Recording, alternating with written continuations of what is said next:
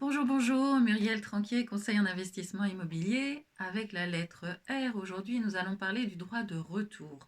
Le droit de retour, c'est les parents font une donation à leur enfant. Cet enfant n'a pas d'enfant. Il y a donc un droit de retour légal qui fait que n'ayant ni femme ni enfant, puisque s'il avait une conjointe avec laquelle il a fait un testament, ça ne serait pas un droit de retour légal. Là, il n'est pas automatique. Là, ça veut dire que vous seriez dans une circonstance où il n'y a pas ni contrat, ni mariage, ni testament. Vous avez donc le défunt qui n'a pas d'enfant.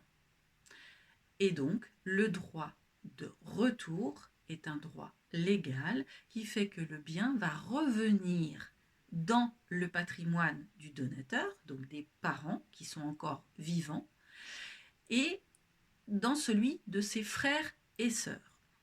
La répartition étant un quart par parent et le reste aux frères et sœurs.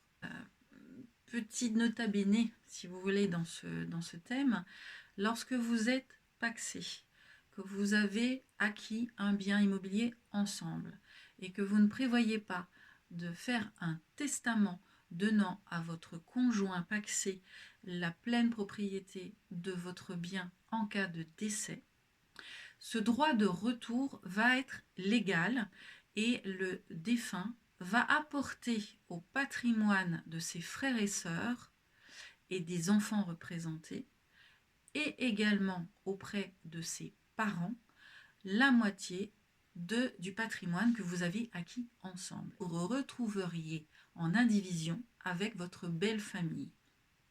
Donc faites attention à ce droit de retour légal qui va impacter votre patrimoine si l'un de vous deux décédait et que vous n'aviez pas prévu par testament la transmission à votre conjoint de la totalité du patrimoine. Donc, rapprochez-vous de votre notaire si vous n'êtes pas marié, que vous avez acquis ensemble un bien immobilier et que vous n'avez pas encore d'enfant. Ce droit de retour légal risque d'être un grand problème entre vous et votre future belle famille. Vous avez également le droit de retour conventionnel, c'est-à-dire que vous avez inscrit dans la donation un droit de retour qui fait que ce bien reviendra automatiquement dans le patrimoine des donateurs, même s'il y a des enfants. Ceci permettant de pouvoir récupérer un bien lorsque le défunt aurait des enfants peut-être qui ne seraient pas les siens et que le patrimoine et les parents veulent retrouver ce patrimoine auprès des frères et sœurs du défunt. Donc c'est quelque chose que vous pourrez traiter avec votre notaire lorsque vous avez des recompositions familiales, puisque c'est de plus en plus fréquent après un divorce, recomposition familiale pour préserver les enfants d'un premier lit, les enfants et les patrimoines familiaux que vous voudriez conserver au sein d'une même fratrie. Je vous engage à vous rapprocher de votre notaire sur ce sujet-là. Si vous n'y aviez pas pensé, que vous ne saviez pas que ça existait, posez-lui la question. Il vous fera à ce moment-là une étude personnalisée.